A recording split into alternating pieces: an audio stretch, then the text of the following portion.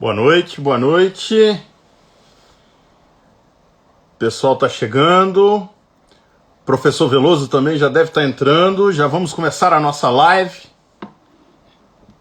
Sejam todos bem-vindos. Boa noite. Portela, boa noite. Débora, Márcia, Kathleen, Nunes. Boa noite a todos. Loiana, tudo bem? Sejam todos bem-vindos. Já vamos começar a nossa live. Jordana. Obrigado, Portela. O dia é cheio hoje. Boa noite, Moab. Todo mundo chegando. Carlos. Sejam todos bem-vindos, Amanda. O pessoal está entrando.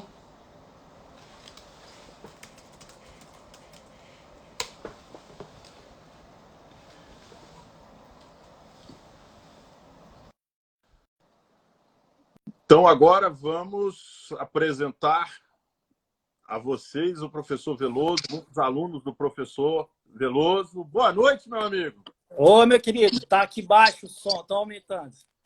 Tá aumentando aí? Tranquilo. Tranquilo. Tô te ouvindo bem agora. Tudo certo por aí? Tudo bem, meu amigo. E você? Tudo tranquilo. Dia cheio hoje. Pois é. Fizemos Mas umas bancas aí pela manhã, eu e o professor Marcos, 5 bancas, foi bem puxado, mas a gente vai dar conta. Algum tema assim que destacou? Afinal de contas, sou privilegiado, né? Um tema sobre a 13964 de 2019, foi bem interessante. Essas bancas a gente aprende muito, né? É verdade. Obrigado pelo convite, viu? Que é isso, imagina. Agradeço o convite. Eu acho que a gente pode, então, deixar todo mundo a par, né, dos nossos planos para a nossa live, que, na verdade, é muito mais um bate-papo, né? Perfeito. O professor Veloso, ele dá aula em várias instituições, certo? De penal e processo penal, correto, professor? Atualmente no CEUB, hein, BA? Já tem um tempo. No CEUB, né? Isso. E a gente estava pensando, já tem algum tempo, de fazer essa live e discutir algum tema, não só interessante do ponto de vista jurídico, mas interessante socialmente também, não é isso? Sim, sem dúvida. A ideia é essa, né? Isso mesmo. E aí a proposta do professor Veloso foi, então, que a gente falasse sobre um tema que está na crista da onda hoje em dia, que é o racismo, né? Nós atuamos no âmbito do sistema de justiça, cada um dentro das suas funções, claro, mas eu acho que isso é muito importante porque vai mostrar as diferentes visões que nós podemos ter do mesmo, né? Do mesmo problema. Com certeza. E aí nós chegamos nesse tema da live, que seria a questão do racismo estrutural no âmbito do sistema de justiça criminal. E o professor Veloso levantou a bola para a gente também fazer uma análise de caso. Né? Então, eu acho que a gente pode começar. Eu preparei alguns pontos para a gente abordar. Né? Perfeito. E aí, acho que o professor Veloso também pode falar. E, na sequência, a gente abre para perguntas, eventual debate que tenha. Perfeito. Pode ser? Podemos? Perfeito, professor Bruno. Eu vou já adiantar que eu vou te chamar de BA, porque para mim vai ser muito difícil ficar te chamando de professor e de excelência. E embora eu esteja brincando aqui, o tema é de uma grande seriedade e complexidade, na verdade, né? Então, eu estou adiantando, fica à vontade para me chamar de Zeca também, para que seja realmente um bate-papo e aí uma coisa descontraída, sem nenhum momento aí banalizar e desmerecer, né, essa questão que é tão relevante e tão premente hoje. E eu diria que não só hoje, né, mas há mais ou menos aí, vamos dizer, né, o Brasil enquanto um país escravocrata, né, quase 300 anos, né, e a gente tem aí uns 130 anos, mais ou menos, aí da abolição, né, da escravatura por aí, embora existam formas ainda de escravidão moderna, né? Enfim, mas isso é uma coisa que a gente... Né? Eu acho que assim, eu já te adianto que eu vou tentar ser o mais objetivo possível também, para a gente também não se alongar, né? E aí, claro, dependendo da audiência, aí a gente vai... Eu tinha separado aqui 3 aspectos, mas acho que é mais importante que você comece falando. Vamos lá. Então, tá bom. Eu separei 2 pontos. Eu separei 2 pontos para, pelo menos, levantar a bola para a gente poder chutar, né? Perfeito. Então, o nosso tema é o racismo estrutural. Perfeito. Correto? Uhum. Eu já adianto a todos que, assim, já fica até a título de sugestão, eu estou usando como marco teórico a ideia do Silvio Almeida lá no livro, né, que tem justamente esse título. Recomendo a todos. Ele fez recentemente, esse professor brasileiro que dá aula na Califórnia, ele fez recentemente um programa de entrevistas, aquele Roda Viva, está disponível no YouTube, né? E o programa foi simplesmente fantástico. Então, quem gosta do tema, eu acho que vale a pena. O livro dele está disponível, tanto em e-book como, né, em meio impresso. Então, eu acho que vale a pena, para quem gosta do tema, dar uma olhada no livro dele. E aí, por que eu fui no livro dele? Porque o livro dele trata justamente dessa temática, né, o racismo estrutural. Então, eu queria, antes da gente entrar no tema do caso concreto, eu queria passar a ideia do que seria esse racismo estrutural. Ele fala que a questão ali, que a tese central do livro dele é que o racismo ele é sempre estrutural, certo? Porque ele integra a política, ele integra a estrutura da sociedade. Ou seja, eu costumo dizer que você não tem um centro de comando racista com uma determinada pessoa. Seria muito fácil se fosse assim, né? Porque nós conseguiríamos identificar onde estaria o problema e resolveríamos, né? Bastaria você identificar e você solucionaria esse problema. Mas não. Na verdade, a ideia que ele passa é que isso está incorporado na sociedade, isso está incorporado no nosso cotidiano, desde piadas até a estrutura das cortes, né? Os cursos de formação, de graduação, de pós-graduação, enfim. Isso perpassa a sociedade. Então, isso está na medula da nossa sociedade, o racismo, né?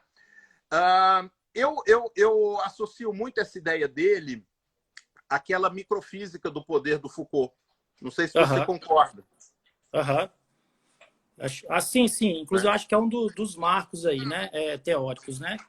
Um dos que ele utiliza, né? Mas me parece, só complementando aí, Bea, a questão do racismo estrutural, né?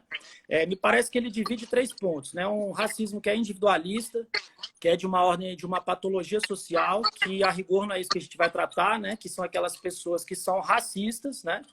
E que teríamos um olhar, né, racista para essas pessoas, e ao termos esse olhar, né, esse sujeito é um racista, logo é uma patologia, a gente trataria o sujeito pelo sistema penal e tal. Enfim, ele supera isso, me parece, né, e traz 2 questões importantes, acho que são 2 dados relevantes, que é o racismo institucional, que é aquele que é feito e pregado, né, por meio das instituições, no seu modo de reprodução, e aí vai calhar bem aí com outros marcos teóricos, né, mas enfim, que são os modos de reprodução, né, das instituições em relação a práticas que são racistas, né?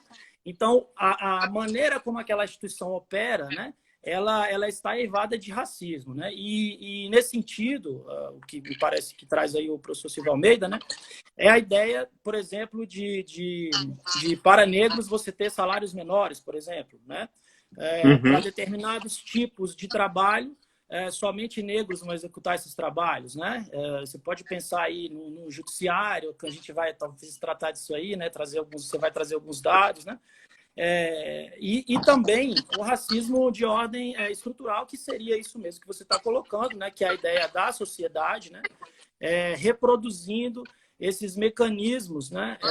Todas essas formas, né, que a gente poderia ter, todas essas maneiras, né, de discriminação, de preconceito em relação à raça. Inclusive, a própria construção da ideia de raça, e é interessante, né, porque eu estava aqui pensando, né, eu falei, bom, eu sou um branco falando de racismo, né, e tem uma divergência dentro do movimento negro, se um branco pode ou deve falar de racismo, né, que me parece que é uma questão superada, né. Por exemplo, eu não preciso ser um sem-teto, né, para poder militar pela causa do sem-teto, né? Eu não preciso ser, por exemplo,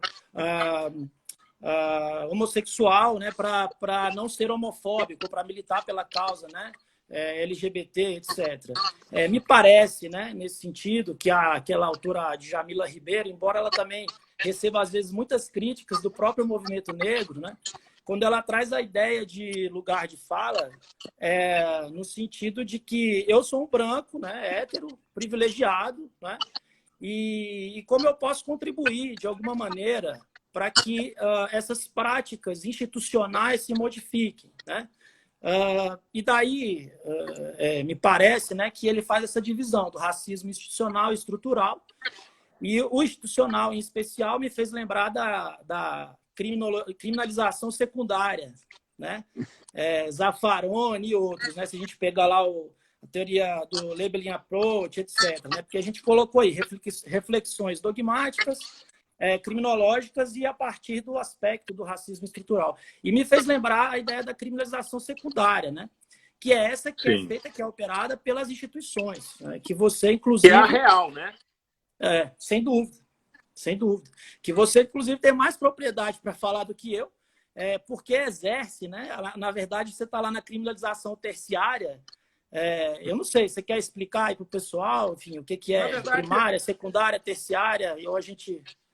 Eu acho que nós temos uma ideia básica aí que eu acho que dá para todo mundo entender o que é a legislação, certo? O que é a efetivação da legislação lá na ponta e quem é que trabalha essa efetivação quando o pacotinho já chega fechado na sua mesa. É isso que eu tento expor para alguns colegas juízes, né? O juiz, quando pega o caso, o pacote está fechado, certo? Você tem uma lei em abstrato, você tem uma instituição que aplicou a lei na prática, certo? Que executou a lei. E aí o pacote chega em forma de processo, em forma de autos na sua mão. Isso. E aí você aplica, você chama de volta a lei, aplica a lei sobre aquele pacote que chegou na sua mão.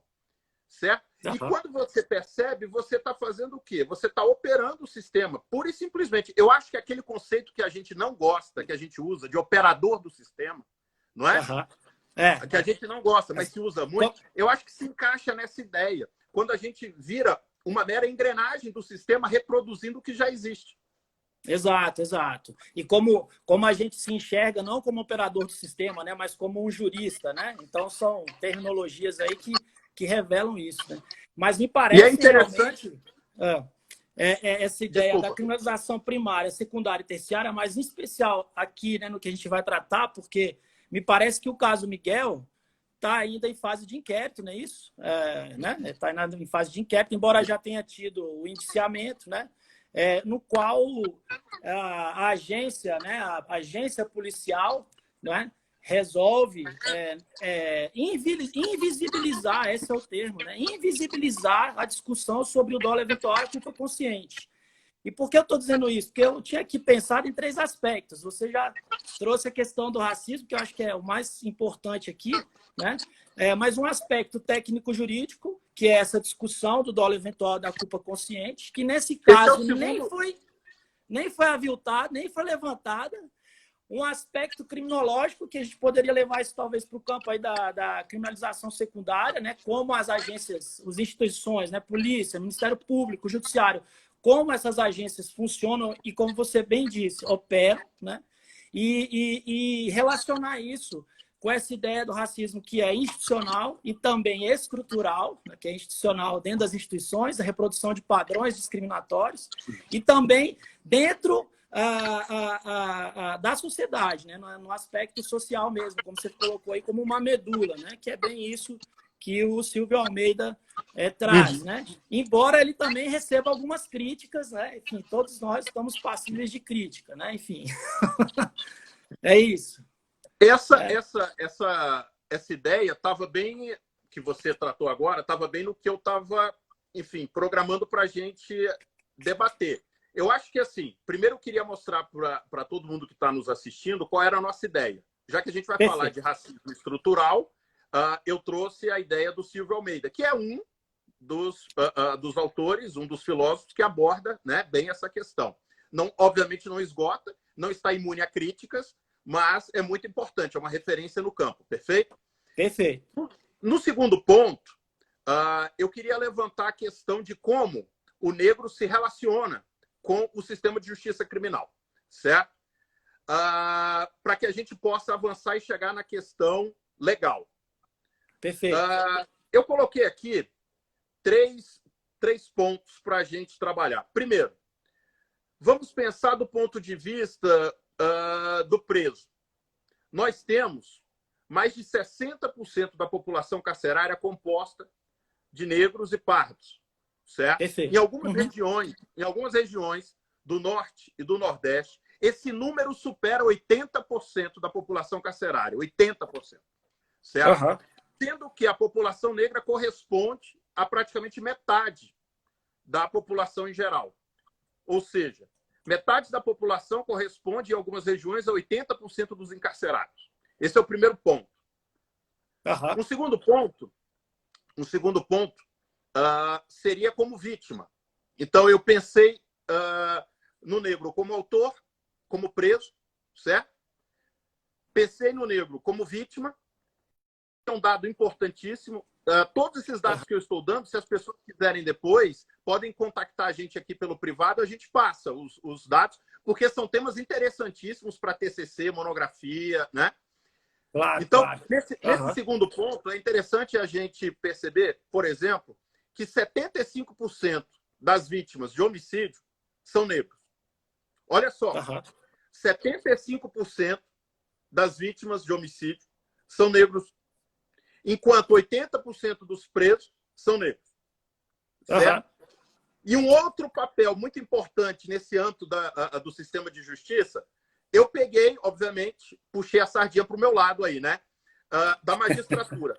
Sabe qual o percentual de negros na magistratura? 18%. Não sei. Não 18%. 18%. Então, olha só, nós vamos de 18% de negros na magistratura para 80% de negros cumprindo pena. Quando você olha esses dados, quando você olha os dados friamente, você tem uma percepção de que há algo errado por aí. Tem alguma coisa mal contada nessa história. E eu acho que aí a gente converge, aí a gente consegue fazer o link com a ideia do racismo estrutural que nós conversamos há poucos minutos atrás. Certo? Perfeito. Então, perfeito. Eu posso resumir essa história dizendo o seguinte: o negro, quando entra no sistema de justiça criminal, ele entra pela porta de trás. Ele entra pelo camburão. Bom,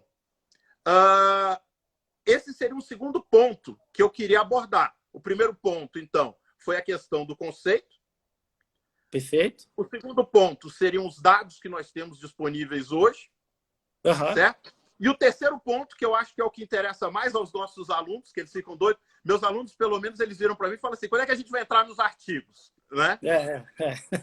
E aí, esse terceiro ponto, a minha ideia era o seguinte: eu posso falar aqui rapidamente sobre esses dois tipos penais e depois eu queria te ouvir a sua opinião, que você já começou, você quase deu um spoiler aí. Perfeito. E aí eu queria te ouvir no papel de professor, no papel de advogado, né? A sua opinião em concreto sobre o caso Miguel. Tá? Eu vou falar em termos jurídicos abstratos. Diga, meu amigo. Não, combinado. Sou todo ouvido. Combinado? Sou todo ouvido. Então vamos lá. Então vamos lá. Quais são os dois tipos penais que nós podemos trabalhar? Homicídio e o abandono de incapaz. O homicídio está no artigo 121 do Código Penal. E em que consiste o homicídio? O homicídio, eu falo que é o crime mais interessante da gente trabalhar, ou não é? A função de professor de Penal 3 é ótimo, porque você já abre no homicídio e todo mundo se apaixona, né? Exato.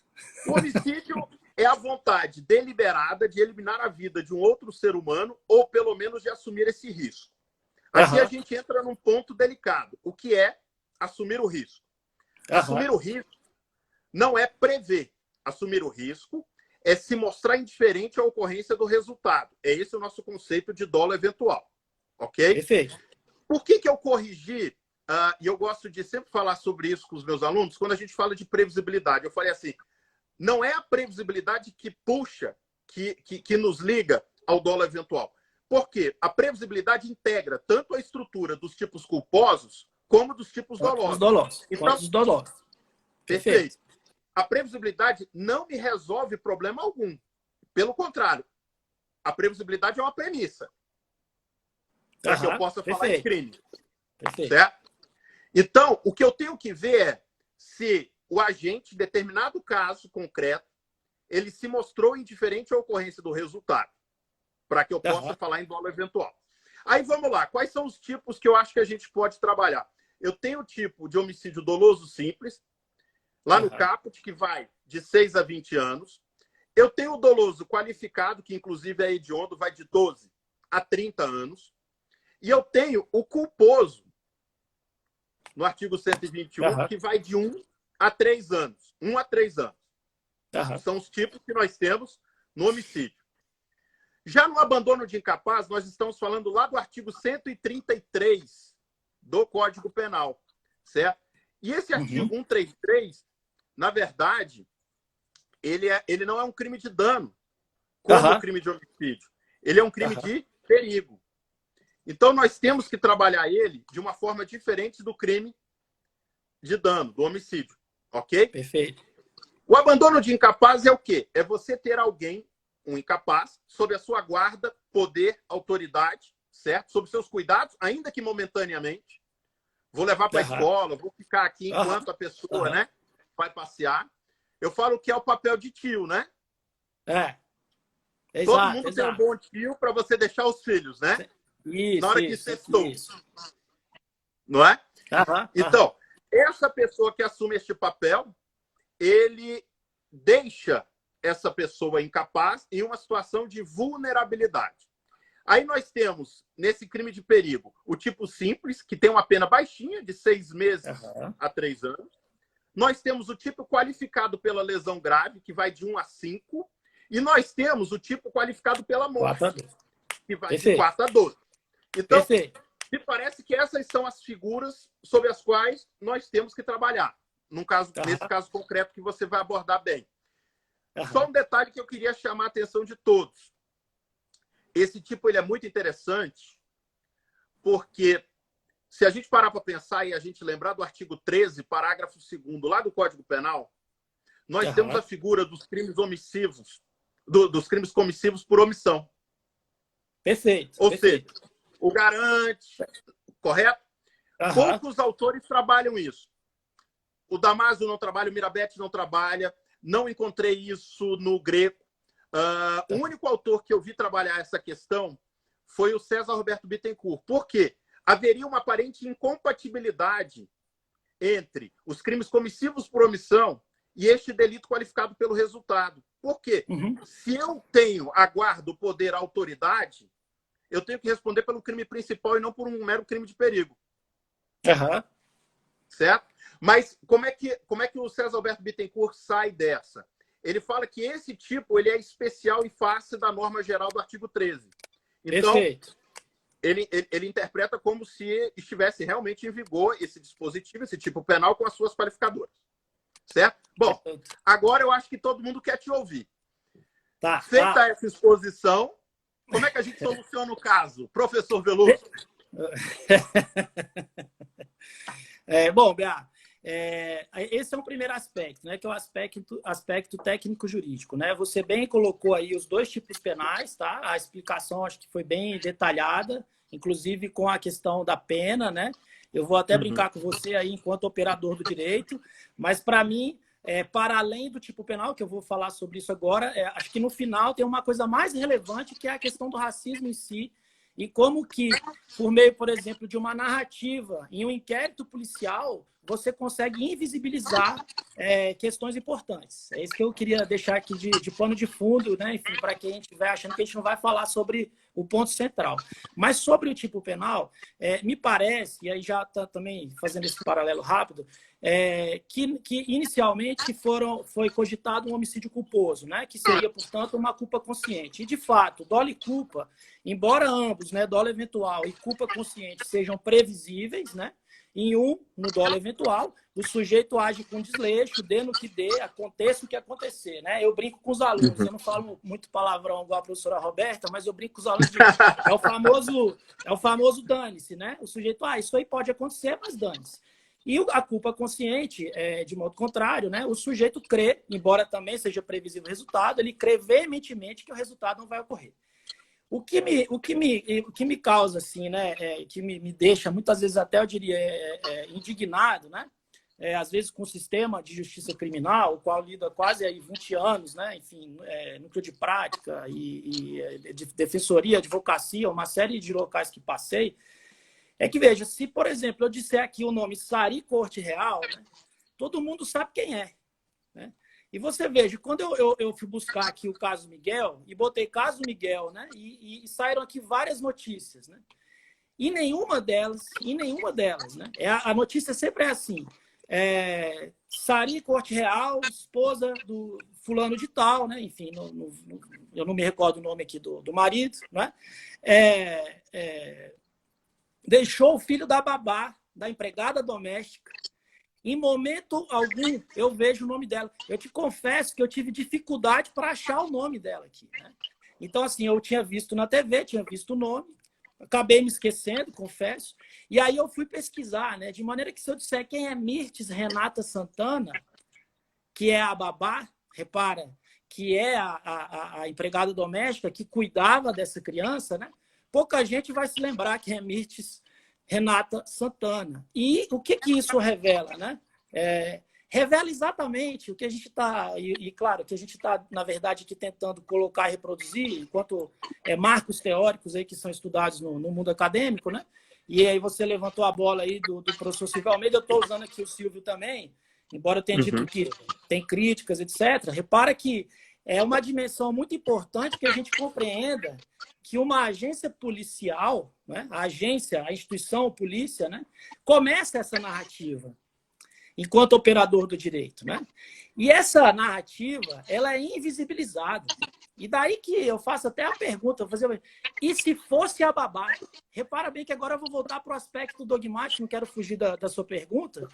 E se fosse a babá, né, repara bem que eu tenho em todas essas obras que você citou, e aí a gente poderia ficar aqui citando obras a noite inteira, Nelson Hungria, Magalhães Noronha, Francisco de Assis Toledo, os contemporâneos todos, né, são clássicos, né, os autores da dogmática penal toda dão como exemplo, isso está nos livros, né, quando vão tratar do homicídio doloso por omissão, o artigo 13, parágrafo 2º, a linha B, que é a posição de garante, de garantidor. Não tem 2 meses, eu falei isso, com 2 meses e meio atrás, eu falei isso para os meus alunos aqui na aula virtual, né? Enfim.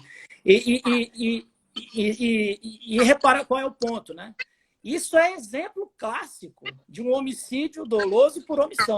Por quê? Porque a norma do 13, parágrafo 2º, e embora não haja hierarquia entre as normas, eu sempre digo que se eu pudesse eleger as top 5, essa aí é a número 2 do Código Penal, porque a número 1 é o artigo 19, essa é a número 2, artigo 13, parágrafo 2º. Seria impossível punir alguém, né, naqueles crimes que são, em geral, cometidos por comissão, por meio de ação, né, que podem ser praticados por meio de omissão. E aí o 13, parágrafo 2º da linha B, é o exemplo clássico da posição de garante. Quando o seu vizinho diz para você, né? Suponhamos que você e sua esposa queiram ir ao cinema e deixem a filha com o vizinho. Quando seu vizinho anua e faz assim com a cabeça e fica com sua filha, ele está na posição de garante. E no caso do Miguel, repara, como é a invisibilização, né? Isso que me causa muita assim, indignação mesmo, né? Porque isso é invisibilizado, né? Quando eu digo, e se fosse a babá, né? Eu te adianto, eu não tenho nenhuma dúvida. Eu não tenho nenhuma dúvida. Ela seria, né, indiciada por um homicídio doloso, né, um dolo eventual. Você pode ter certeza disso. Quer dizer, você sabe melhor do que eu, né? Enquanto operador aí do direito, né? Enquanto juiz de direito. Repara, ela seria indiciada por um homicídio doloso por omissão. E aí, uma coisa que é interessante a gente pensar também é a questão da alteridade, me parece, que é se colocar no lugar do outro. Embora essa ideia da alteridade não esteja aqui dentro desse contexto, né, teórico, mas enfim, se colocar no lugar do outro. E aí as pessoas, olha o que eu estou dizendo agora, né? As pessoas, mulheres brancas, né, vão se colocar no lugar do outro. No lugar de quem? No lugar da patroa branca. E não se coloca no lugar da babá negra, que desceu com o cachorro, não é? A babá negra, empregada doméstica, que desceu com o cachorro, que ficou com o cachorro embaixo do bloco, enquanto ela parece-me fazia a unha, não sei muito bem, ainda isso vai ser, né, revelado pelas provas e tudo mais. E ela deixa uma criança, né, se eu não estou doido, de 5 anos, né, que é o Miguel, que é o filho da Mirtz Renata Santana, né? Eu até levantei aqui vários casos depois, né? E é inacreditável, né? Inacreditável a naturalidade, como se fala, né, sobre isso. Por quê? Porque a gente naturalizou, como você bem disse, a morte de negros. E embora o racismo estrutural seja um dado, porque é assim que a coisa é colocada, é uma realidade, né? Muitos se negam a enxergar essa questão. Então, assim, realmente é da ordem do dia, né? Porque nós temos aí 520 anos, né, de história, né? História do Brasil, né? E essa história ela está sendo a todo momento também reconstruída e ressignificada. Então, repara, eu vejo um delegado de polícia branco, ao lado, eu não sei se era o chefe de polícia, mas um outro homem branco, né? Que estão dizendo com a maior naturalidade, né? Que indiciam, né, por um abandono de incapaz, como você bem colocou, um crime de perigo, ou seja, a mera exposição a um risco, né, já configuraria o tipo penal, e, portanto, eles invisibilizam a discussão do dolo eventual. E aí eu te confesso, né, a gente está aqui meio que fazendo um juízo de bola de cristal, né, de futurologia, no sentido de que a gente não sabe o que o Ministério Público vai fazer, né? Claro, a gente tem que esperar a denúncia do Ministério. Isso é importante deixar claro, né? A gente está analisando só... Você está respondendo a minha indagação pelo que nós temos de informação e, até onde a gente sabe, isso ainda está em fase de inquérito, ou seja, ainda vai haver uma denúncia, a formalização da denúncia, e temos que ver como que isso vai ser processado no âmbito do judiciário. Será que vai haver o recebimento? Né? Perfeito. Havendo recebimento, como é que vai sair uma sentença aí? Porque se for na sua perspectiva, se a gente falar em dolo, vai a júri. Eventual vai a júri. Passando pela pronúncia. Então, assim, há uma série de questões que a gente está abstraindo, né? Exato. Como você bem disse, né? Vai a júri se for um dolo eventual, né? E repara que dependendo, né, sendo simples ou qualificado, né, a pena é de 6 a 20 e na outra a pena no outro é de 12 a 30, se eu não estou doido. Aqui meio que de cor, né? 12 a 30, ó. Do qualificado. Aqui a gente tem um problema, que é o seguinte. Vamos supor, eu estava filosofando sobre essa questão pouco antes da nossa live aqui. Pensa aqui comigo, se a gente joga num dolo eventual, cairia no simples ou no qualificado? É difícil jogar no qualificado, hein? Acho difícil. Aí a pena vai ficar de 6 a 20. E a omissão, o abandono de incapaz qualificado, vai de 4 a 12. As penas são bem próximas. A discussão não é tanto de punição. Me parece que a discussão é muito mais no âmbito do elemento subjetivo, certo? Ou, se você quiser enveredar pelo aspecto sociológico e psicológico, como você colocou, a questão da invisibilidade. Exato, porque, assim, para mim, né, assim, quando eu faço a leitura do sistema de justiça criminal, né, o que ele me revela, na verdade, né? Claro que essas questões técnicas são todas importantes, né? Como você, enfim, a gente sabe disso, que é muito relevante, né, a questão técnico-jurídica. Mas, por trás disso, o que a gente estava querendo trazer, né, para a gente discutir, como você bem colocou aí, né, o número de magistrados, né, 18%.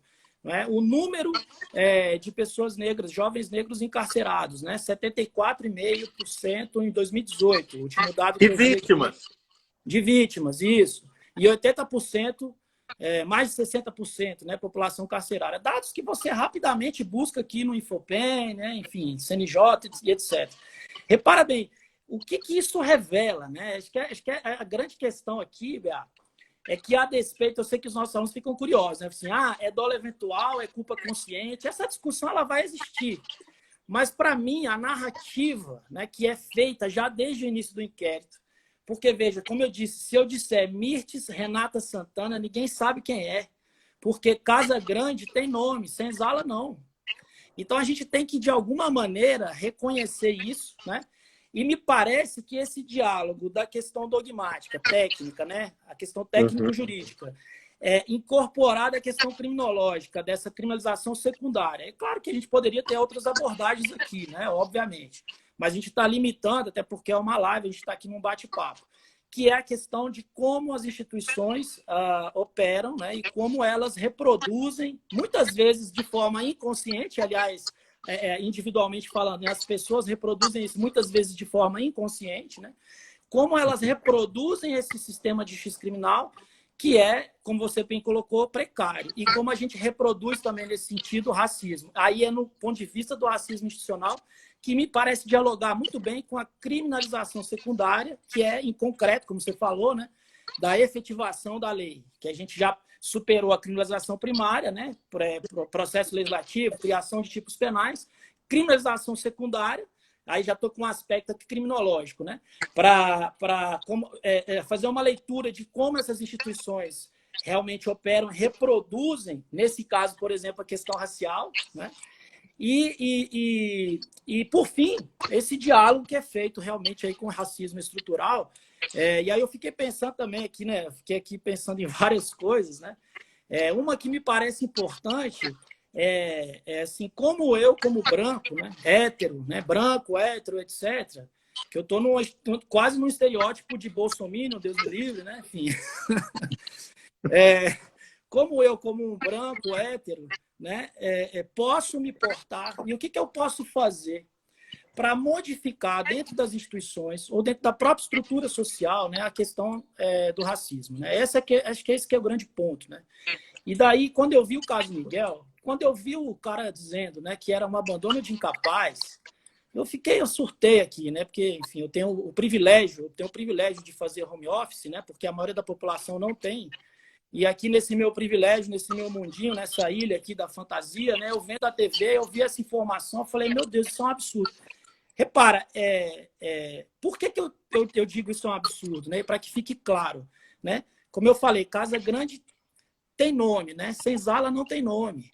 Porque se fosse a babá, a internet, o tribunal virtual estaria aqui 24 horas falando que essa babá tinha que ter um homicídio qualificado para ela, a enésima potência, com 13 parágrafos 2º, que é o homicídio por omissão, nesse caso na linha B de bola, né? E a discussão é ser embargada. Essa moça ela já estaria condenada no momento em que ela entrou pela porta do camburão. Inclusive, é uma fala dela. Se fosse eu estaria algemada. Ela falou isso quando a moça foi depor. Né? É verdade. Quando a corte real foi depor, ela falou isso. Ela disse, olha, se fosse eu estaria algemada. Né? E ela está certa. Esse aqui é o ponto. Eu não sei o que você pensa sobre isso, mas, enfim, eu estou colocando aqui os 3 aspectos que eu achei importante, que era essa questão técnico-jurídica, tentar dialogar um pouco aí com a criminologia de uma maneira até relativamente não tão vertical e também fazer esse paralelo direto com o racismo, que é institucional e também estrutural, né? Nesse aspecto. E não sei o que você pensa, o que você acha disso. Eu também quero te ouvir, porque afinal de contas você que me convidou. Não, eu acho que nós conseguimos, eu não sei se todo mundo que está nos acompanhando aqui, batemos mais de 80 pessoas online, eu não sei se as pessoas perceberam que já deu quase 45 minutos de live. Para mim foi muito rápido. Eu não tinha percebido. Mas, olha, eu acabei abordando desde o início aquela questão do racismo estrutural, depois eu avancei para os dados estatísticos e falei dos tipos legais. Você fez essa abordagem criminológica e mais do caso prático. Né? Eu acho que a gente conseguiu tratar, dentro do possível, obviamente, 40, 50 minutos, né? A gente conseguiu tratar do tema. Eu queria, só para a gente fechar, Passou muito rápido, né, Loiana? Passou rápido. O pessoal está falando que passou rápido, tá vendo? Então vai falando aí, Beto. Vamos falando aí. Não, eu queria... Meus alunos sempre pedem indicações, né? Nessa era virtual, eu vou começar fazendo uma indicação de um documentário que eu passo sempre para os meus alunos. Não sei se você já teve a oportunidade de assistir. Se chama 13ª Emenda. Sim. Disponível na Netflix. Eu acho que ali trata bem dessa questão do racismo estrutural. Perfeito? Perfeito. Ainda que sob uma outra ótica, porque é a questão dos Estados Unidos, mas a gente pode certamente trabalhar essa temática à luz do documentário. Um outro documentário também que eu sugiro, que eu acho fantástico, é um documentário doído, é um documentário forte, mas é preciso que a gente veja, é o Olhos que Condenam. Também. Assisti. Não sei se você teve a oportunidade de assistir. Então, eu acho que na Netflix a gente poderia trabalhar o 13ª Emenda e Olhos que Condenam. Eu acho que começa por aí. Para quem gosta do tema de criminologia, sociologia, eu separei aqui rapidamente alguns livros que, obviamente, você conhece. O Vacan tem aquele livro Punir os Pobres. Né? Então, eu acho que fica a dica boa. Como pano de fundo, nós temos aquele livro Punição e Estrutura Social, um clássico da criminologia também. Perfeito. Certo? E eu gosto muito de 2 livros escritos por autoras norte-americanas, e eu recomendo muito para os meus alunos este livro chamado A Nova Segregação, Racismo e Encarceramento em Massa, da Michele Alexander. Tá? Eu acho esse livro fantástico. Ele é mencionado muitas vezes. Ela, inclusive, fala ela é ouvida lá no documentário 13ª Emenda. Certo? E o último livro que eu queria sugerir é esse aqui, A Escravidão e a Construção do Capitalismo Norte-Americano, que vai mostrar também. Esse livro é mais recente, tá? Eu acho fantástico também, a fantástica visão que ele passa. Então, assim, a título de sugestão, eu deixaria essas indicações. Você lembra de algum documentário, filme, série, livro? Sim. Eu queria aqui registrar, assim, tem vários aí que são bastante conhecidos, né? Que você rapidamente busca na internet, etc. E eu queria privilegiar mais pessoas que eu conheço, né? Pessoas que estão nessa luta aí há mais ou menos 2 décadas, né? Então eu me lembrei aqui do professor Evandro Pisa Duarte, tá? Com o livro Criminologia e Racismo, é um professor do UNB. E também ele tem agora, em 2017, Criminologia do Preconceito, tá? Que trata tanto da questão racial quanto da questão do recorte, né? Do recorte de... nossa, me fugiu. Da questão homofóbica, tá? Da questão homofóbica. Então, acho que são 2 livros bacanas. Tem um que é mais antigo, que se chama Corpo Caído no Chão, o Projeto Genocida do Estado Brasileiro, da professora Ana Luísa Pinheiro Flausina, lá da... Enfim, ela ficou um tempo fora nos Estados Unidos, voltou para o Brasil, né? E ainda também acho que é muito legal, é muito interessante que as pessoas acessem realmente. Tem vários vídeos, né, no YouTube do Silvio Almeida sobre racismo estrutural e a própria obra. Pois não. O pessoal está perguntando se esses livros se são acessíveis a qualquer pessoa ou se necessariamente tem que ser da área do direito. Na minha visão, são abertos, né? São todos. Acessíveis a qualquer pessoa, tá? Acessíveis a qualquer pessoa. E assim, eu queria registrar, Bea, essa questão da naturalização, né? Como é que a gente naturaliza a morte de negros, né?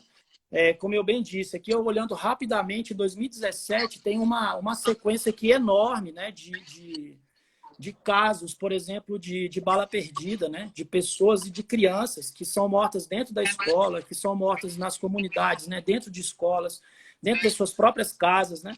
E aí vem todas essas narrativas. Daí eu volto nesse ponto, porque eu queria insistir nesse ponto da questão do racismo, né?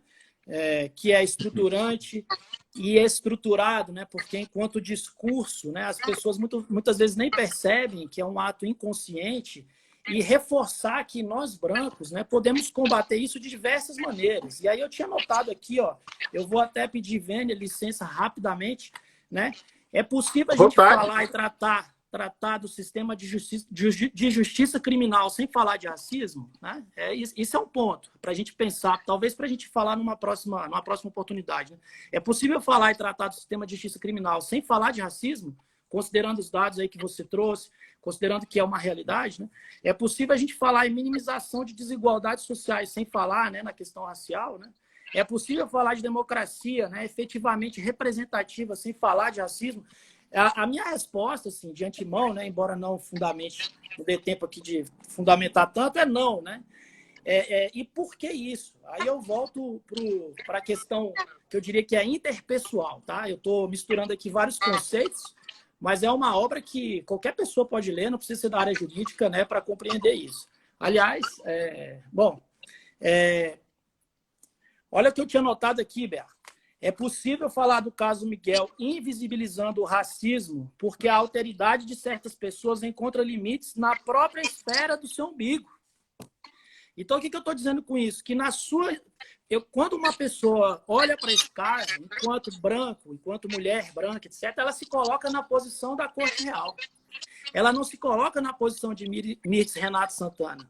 Então, é preciso que as pessoas, por uma questão, inclusive, de alteridade, eu diria, se coloquem no lugar das outras, mas de todas as outras, em especial daquelas que não são a nossa realidade, né? Não fazem, não são da nossa realidade. São da nossa realidade, mas que não fazem parte e que quero dizer é que são invisibilizadas, na verdade. Né? Não que não fazem parte, mas que muitas pessoas entendem que não fazem parte, né, do seu cotidiano. Repara que essas pessoas passam por nós, né? Você veja, nos vários lugares que eu trabalhei, né? As pessoas sequer sabem o nome do faxineiro, né? São os invisíveis. São invisíveis, as pessoas são invisíveis. Mas eu não queria fugir muito da questão racial, porque, no fundo, o que também o Silvio Almeida está fazendo é uma crítica a esse sistema que é desigual, né? Que tem por base esse neoliberalismo, que acha que reduzir déficit público resolve todos os problemas do planeta, né? Enfim, e aí estão os servidores aí sofrendo, né? Muita gente aí reclamando que vai ter a possibilidade de diminuição de salário, por exemplo, né? Mas isso é um outro ponto. Né? Quando dói no próprio bolso, aí todo mundo fica louco, né? O que eu queria assim, registrar mesmo é que se fosse a babá, né? se fosse a filha, né? Se fosse a filha da Sarin Corte Real, que me chama Sofia, pelo que eu pesquisei aqui na internet, se fosse a Sofia, a Mirtz Renata Santana teria sido indiciada por um homicídio doloso por omissão. Repara que ninguém ia estar aqui discutindo, talvez a gente nem fizesse, Bea, desculpa a franqueza, né? Essa live aqui. Então, é isso que me traz uma indignação, que eu digo a você, que vem realmente lá das minhas entranhas mesmo, né? Porque como a gente modifica isso, né? Como é que a gente pode naturalizar a morte de pessoas e como é que a gente naturaliza a morte de pessoas negras, né? Em especial das pessoas negras, por exemplo, né? Eu estou falando de pessoas porque agora está uma naturalização em razão da pandemia. Aí todo mundo diz assim, repara como também a pandemia, estou levantando uma outra bola que não tem a ver com a questão racial, mas repara como a pandemia, ela revela mais ainda as desigualdades sociais, né? Ela é reveladora das desigualdades sociais, né? Só não vê quem não quer, né? Assim, é muito nítido, é muito claro, né? E como essa questão, né, como que é possível, então? Primeiro, você reconhecer o seu lugar de fala, como é possível, né? Para quem tem dúvida aí, quem é branco, né, hétero, ou enfim, branco, mulher, homem que seja, né? Como é possível, né? Você se posicionar, né? Não reproduzir discursos racistas prontos, né? É você compreender o seu lugar de fala, enquanto uma pessoa branca, hétero, enfim. E ainda, que eu acho que é o mais importante, né? Não invisibilizar, né? E não reproduzir o racismo estrutural. E o que me parece que o caso Miguel revela, né? O caso Miguel revela isso.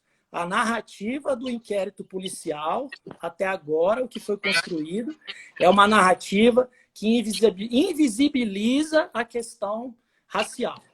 E talvez, né, as pessoas que estejam lá envolvidas reproduzam isso de forma, muitas vezes, inconsciente mesmo. Né? Tem até uns termos que o pessoal gosta de brincar, eu costumo não usar esses termos porque... embora eu admita, né, por exemplo, o tal do kit peba, né, no sistema de justiça criminal, né? Você sabe do que eu estou falando, né? Assim, o que é o kit peba? É um jovem negro com a camisa do Flamengo ou do Corinthians e uma chinela havaiana, não é? E os discursos, eles estão aí presentes. Eles estão presentes, né? Quando eu vou no corredor do fórum, quando eu entro na sala de professores, né? As pessoas falam com uma naturalidade, né? E não veem o mal que isso é. Então, acho que a primeira coisa que eu acho que eu diria assim, que é muito importante, eu acho que a gente já se estendeu muito, né? É a gente compreender que determinadas narrativas, não estou dizendo que elas são determinantes, mas eu chego a essa conclusão, tá? Mas eu quero deixar aqui como uma forma de reflexão, né? Que determinadas narrativas, elas nada mais são, né, do que a reprodução de um sistema de justiça criminal que tem um público seleto, né? Em palavras, eu diria aqui, menos teóricas, né? Que a gente poderia pegar desde fazer uma cronologia aí na questão, né, da criminologia e até da criminologia crítica, mas acho que não é o caso. Então, me parece realmente, né, que essas narrativas revelam isso. E se fosse Sofia? E se fosse a filha da Sari Corte Real? Essa é a pergunta, né? Essa é a pergunta. E se fosse Sofia, né? Esse delegado, ele teria não algemado a Mirtes Renata Santana? Esse delegado teria indiciado a Mirtes Renata Santana por crime, né, de abandono de incapaz, que resulta morte, né, admitindo que é um crime de perigo e que ela teve o dolo de abandonar, né? O advogado deve estar achando lindo, né? Deve estar recebendo bem e achando maravilhoso, né? Porque o delegado de polícia fez um serviço assim para ele, né? Quase que entregou para ele, né? Não sei o que você pensa e acha sobre isso. Eu sei que eu estou sendo um pouco contundente na fala, mas é isso. Para mim é muito nítido, né? A gente tem que realmente dar visibilidade, visibilizar. Eu estou aqui com o dedo em riste, né? Apontar mesmo o dedo para esses problemas, né? E, de alguma maneira, a gente também ouvir o movimento negro, ouvir as pessoas negras e todas essas narrativas, né, que são construídas. E eu lembrei até aqui do Silvio Almeida agora, né? Assim, não é possível combater o racismo sem os brancos. Então, sem dúvida. Na verdade, eu particularmente penso que o problema do feminismo não é um problema das mulheres. O problema do racismo não é um problema dos negros. Eu acho que existem certas questões que elas estão acima de cada um de nós, Zeca. Na verdade, esse é um problema humano. Então, eu acho que nós precisamos dar as mãos e toda ajuda, toda voz, todo dedo em riste, ele é bem-vindo, né? Então, eu acho que todo mundo que fica indignado, todo mundo que fica angustiado, todo mundo que compartilha dessa indignação tem que se levantar e tem que abraçar essa bandeira. Perfeito. Eu acho que essa é a nossa causa. A gente tem que pensar como a branquitude pode colaborar com a causa negra. Essa é a grande pergunta. Assim, como a branquitude pode colaborar com a causa negra? Porque isso, inclusive, vai reduzir desigualdade social, né? Esse é o ponto. Esse é um problema de todos nós. Esse é um problema da humanidade. Não é isso? Perfeito. Perfeito. Meu amigo, deu 1 hora de live. Você veja que até a construção da ideia de raça é um construto social. Que reverbera... Você conhece esse rapaz aqui chamado Marco Túlio? No, acho que não sei quem é. Tem vários. Deve ser da família. A gente da família. Um abraço, Túlio. É isso. E assim, a gente tem que... Nós temos, de alguma maneira, né? Eu estava aqui hoje preparando uma comida, também privilegiado, né? Quem tem prato de comida na mesa é privilegiado, né? Eu estava aqui hoje preparando uma comida e eu pensei, escutei uma música que depois eu fui pesquisar e não achei ainda, mas quero achar, né? Assim, se a gente não se reúne, a gente se extingue, né? Se a gente não se reúne, a gente se extingue. Na hora até a Sabrina ficou brava comigo, que ela estava falando comigo, e eu não estava ouvindo, porque eu estava ouvindo a música. E aqui eu passo dobrado aqui, porque aqui tem a feminista em casa que não é fácil, viu, velho? E aí ela não sei o quê, falando alguma coisa de uma apresentação de banca de mestrado da colega que ela estava assistindo, da UNB, e eu estava concentrado na música, na hora que eu estava mexendo no alimento aqui e tudo. E E isso me marcou. Eu vou procurar aqui essa música, porque certamente, e aí é da minha ignorância mesmo, né? Porque também tem tanta coisa, né? Tanta coisa bacana e maravilhosa para a gente consultar aqui na internet. Embora muita gente faça o mau uso disso, né? A gente às vezes nem sabe se esse Marco Túlio é o meu irmão ou é um robô, né? Então, então, se a gente não se reúne, a gente se extingue. Eu não sei de quem é a música, né? Se alguém souber aí quiser, por favor, Isabela, se puder falar, porque eu fiquei muito curioso aqui na hora que eu escutei, né? Embora eu seja um fã, né, de várias... A cultura negra é maravilhosa, né? Se a gente voltar um pouquinho nessa luta, o Martin Luther King já falava que o grande problema é o silêncio dos bons. Não é? Isso. E aí isso. Eu acho que a gente converge, vai ao encontro do que estamos conversando aqui. Se as pessoas de bem, né, as pessoas que se indignam, se as pessoas que estão angustiadas, que elas ficarem simplesmente caladas porque o problema não é delas, nós vamos perpetuar isso. Né? Então, eu acho que o silêncio dos bons, ele é crítico e ele produziu muitos cadáveres no curso da história. Então, está na hora mesmo da gente falar. Sem dúvida, sem dúvida, sem dúvida. Está na hora da gente não deixar, né, essas pessoas que... Eu estou falando do sistema de justiça criminal, né, desse contexto aí da narrativa de um inquérito policial de um caso concreto. Né? Está na hora realmente da gente não esquecer, porque são vários Miguéis, né?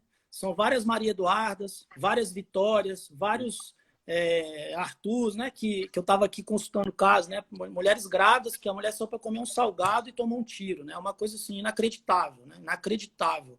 E cai no esquecimento e ninguém fala mais disso, né? São vários George Floyds, né, Bea? São vários George Floyds, sim. né? E assim, é inacreditável, né? É inacreditável. Eu tenho uma conhecida, só para eu me lembrei aqui, né? Assim, uma conhecida não, uma amiga, né? A professora Priscila, que trabalha a questão da formação dos policiais, né? O curso de formação dos policiais. Se eu não estou doido, é a dissertação de mestrado mesmo dela, né? E repara que aquela manobra que foi feita pelo policial, né? No pescoço do George Floyd, ela é ensinada na academia de polícia, né? Os caras estão revendo isso, né? Eles estão revendo isso. Então, como o Silvio Almeida fica batendo nessa tecla, né? É estruturante e estruturado, né? E ele é ensinado muitas vezes, né? É ensinado. E o sujeito não se dá conta disso, né? Eu não quero dizer com isso, pura e simplesmente, que eu não estou falando mal, pura e simplesmente, da instituição policial, mas quer dizer que o racismo existe, ele está aí, né? E ele é perpetrado pelas agências, né? Pelas instituições e também, como você colocou no início aí da live, pela medula espinhal, pela estrutura, né? Que é a nossa sociedade, que replica, que reproduz, né? Essas questões realmente discriminatórias, né? Então, aí colocaram a moça, eu me lembrei agora, né? Eu estava assistindo TV, a moça... Claro que ela falou, né? Não, eu não imaginei que essa tragédia aconteceria. É claro que não é um dolo direto. É claro que ela queria matar. Mas... O Instagram vai derrubar a gente, viu? É exemplo de todo... não tem problema. É exemplo de todo livro de direito penal. É o exemplo de uma babá que não cuida do filho da patroa e o filho morre. É o exemplo clássico de um homicídio dolo eventual, por omissão, no 13, parágrafo 2º, a linha B, que eu te confesso que se eu fosse o promotor de justiça dessa causa, tire aí as suas conclusões. O negócio ia ficar diferente. Meu amigo, já foi mais de 1 hora de live.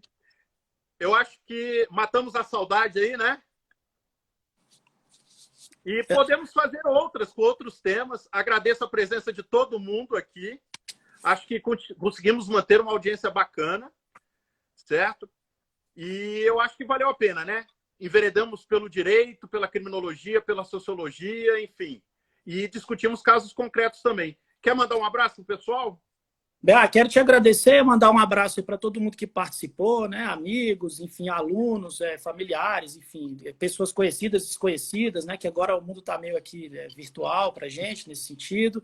E quero registrar, amigo, da sua luta também, que eu sei que é antiga, tá? No sistema penitenciário do Distrito Federal, que eu acompanhei 3 vezes, né? Lá na visita a Papuda, né? E incrivelmente, inacreditavelmente, Bea, inacreditavelmente, né? Muitos promotores de justiça, muitos juízes de direito não sabem nem indicar com o dedo onde fica a Papuda. É verdade. Na minha concepção, é lamentável, né? Eu sei que você tem que falar, não pode falar muito sobre isso, porque senão, enfim.